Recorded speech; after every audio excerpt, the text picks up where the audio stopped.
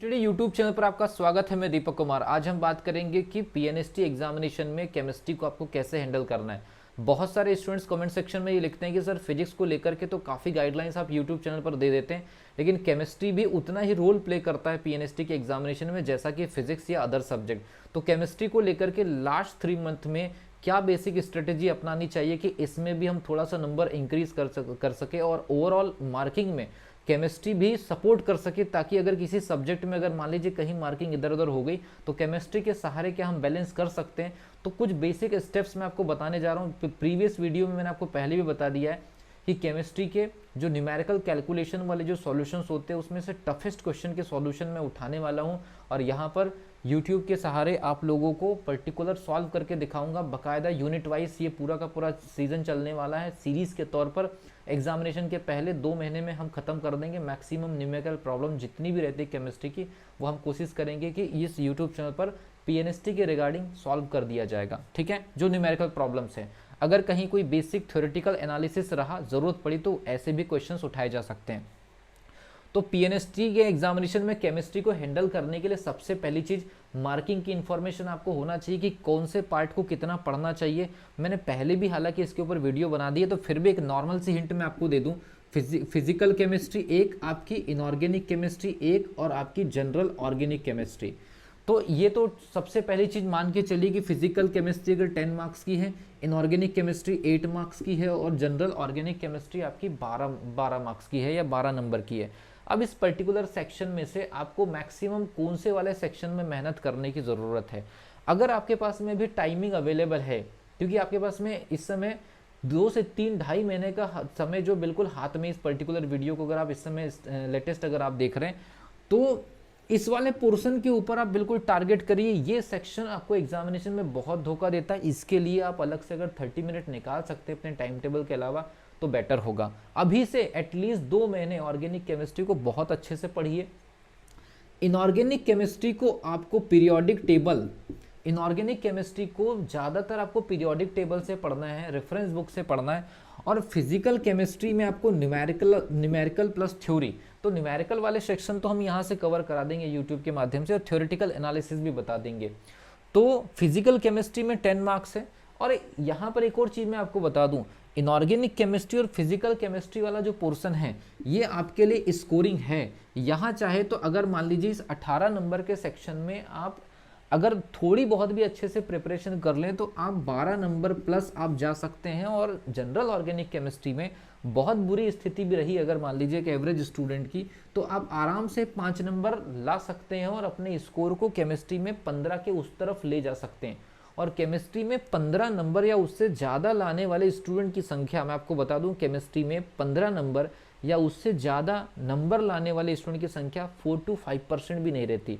आपको ये सुनने में हो सकता है कुछ अलग लगे, लेकिन ये रियलिटी है कि केमिस्ट्री में 30 नंबर के सेक्शन में 15 नंबर से ज़्यादा लाने वाले स्टूडेंट की संख्या 5% भी नहीं रहती है। 5% मान सकते हैं कि 100 में से 5 स्टूडेंट ही केमिस्ट्री में 15 क्रॉस कर पाते हैं।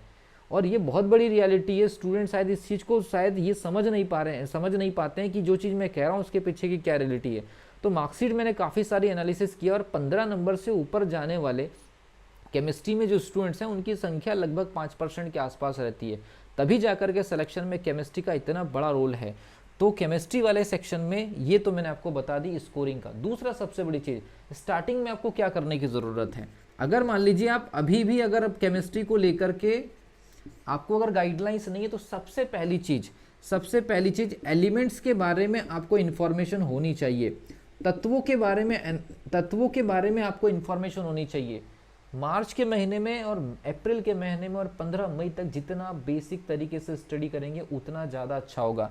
तो आपको एलिमेंट्स की इंफॉर्मेशन जब बहुत अच्छे से होना चाहिए। एटॉमिक स्ट्रक्चर की पूरी बेसिक कॉन्सेप्ट आपके पास में होना चाहिए। एटॉमिक स्ट्रक्चर से रिलेटेड अगर आपको बेसिक वीडियोस अगर चाहिए, फ्री वीडियोस यूट्यूब पर, तो मैं आपको पूरी तरह से बहुत अच्छे टॉपिक्स लेकर के यहाँ पर यूट्यूब पर वीडियोस आपको दे दूंगा। लेकिन आपके कमेंट अगर अच्छे होंगे तो मिल जाएगी वीडियो। तो एलिमेंट की पूरी इन्फॉर्मेशन होनी चाहिए। इसके अलावा आप लोगों को जो यौगिकों के जो भार होते हैं, यौगिकों के आप तो सबसे पहली चीज़ तो केमिकल फॉर्मूला, जो कंपाउंड होते हैं उनके केमिकल फॉर्मूला, यौगिकों के सूत्र पता होना चाहिए। उनके सबसे पहली चीज़ तो अणुभार, मतलब उनके मॉलिक्यूलर वेट आपको पहले से पता होना चाहिए। ऐसा करने से आपको 3-4 नंबर का डायरेक्टली फायदा हो जाता है कि अगर आपको तत्वों के बारे में उनका परमाणु क्रमांक मतलब एटॉमिक नंबर अगर मान लीजिए पता चल गया, एटॉमिक वेट आपको पता चल गया, वैलेंसी संयोजकता पता चल गई, तत्वों का परमाणु क्रमांक, परमाणु भार, उनकी संयोजकता, ऐसे कुछ बेसिक डेटा अगर आपने स्टार्टिंग में कवर कर लिए, कंपाउंड्स अगर कंपाउंड के फॉर्मूलेज अगर आपको बहुत ज़्यादा याद है, उनके आपको मॉलिक्यूलर वेट अगर आपको पता है, तो ये जो चीज़ें होती है अगर बहुत अच्छी है तो हर यूनिट में आपको एक तरह से एज मिल जाता है कि उस यूनिट को आप अच्छे तरह से कवर कर सकते हैं। अगर आप देखेंगे ये जो चीज़ मैं आपको बता रहा हूँ, एलिमेंट की इन्फॉर्मेशन और कंपाउंड की इन्फॉर्मेशन, इससे लगभग हर यूनिट में आप लोगों को एज मिल जाएगा, फायदा मिल जाएगा। तो याद रखिए स्टार्टिंग में आप एलिमेंट की इन्फॉर्मेशन जरूर कलेक्ट करते जाइए और बहुत सारे कंपाउंड के केमिकल फॉर्मूले और उनका जो अणुभार, परमाणु भार है उसको जरूर याद रखिए, उनकी संयोजकता, उनके परमाणु क्रमांक, उनके परमाणु भार, जो हमारे तत्व हैं उनके, अगर ये चीज़ अगर आप कर लेते हैं तो केमिस्ट्री में आपको एक डायरेक्शन मिल जाता है कि आपको कैसे कवर अप करना है, क्योंकि हर यूनिट में कोई ना कोई बेसिक कैलकुलेशन आएगी। कहीं पर आपको मोलरता फाइंड आउट करना है, कहीं आपको नॉर्मलता फाइंड आउट करना है, कहीं आपको रेडॉक्स रिएक्शन पढ़नी है, कहीं ऑक्सीडेशन नंबर निकालना है। ऐसी हर जगह आपको केमिकल कंपाउंड के मॉलिक्यूलर वेट, उनसे रिलेटेड डेटा की ज़रूरत पड़ती है और ये इतना आसानी से शुरुआत में नहीं होगा। तो इसके लिए आपको 10 से 15 दिन का समय लगेगा, लेकिन धीरे धीरे अगर आप स्टेप बाय स्टेप अगर आप आगे जाएंगे तो ये चीज़ें भी आप कवर कर सकते हैं। और इस सब्जेक्ट को इससे और कोई दूसरा तरीका नहीं है, ये एक डायरेक्शन यही हो सकती है कि एलिमेंट और कंपाउंड इनकी पहले इन्फॉर्मेशन लीजिए और साथों साथ फिर आप यूनिट वाइज स्टडी करना, बेसिक को आप क्लियर करते चले जाइए और ऑब्जेक्टिव क्वेश्चन लगाते चले जाइए और प्रीवियस ईयर के क्वेश्चन लगाते चाहिए। वो क्वेश्चन आपसे बिना आंसर देखे बनना चाहिए। अगर ये चीज़ अगर आप हो रही है तो आप आराम से केमिस्ट्री में 30 नंबर में से 15 नंबर ला सकते हैं और केमिस्ट्री सब्जेक्ट आपको काफ़ी बड़ा बैकअप दे सकता है एग्जामिनेशन के अंदर। तो मिलता हूँ अगली वीडियो में, तब तक के लिए wish you all the best.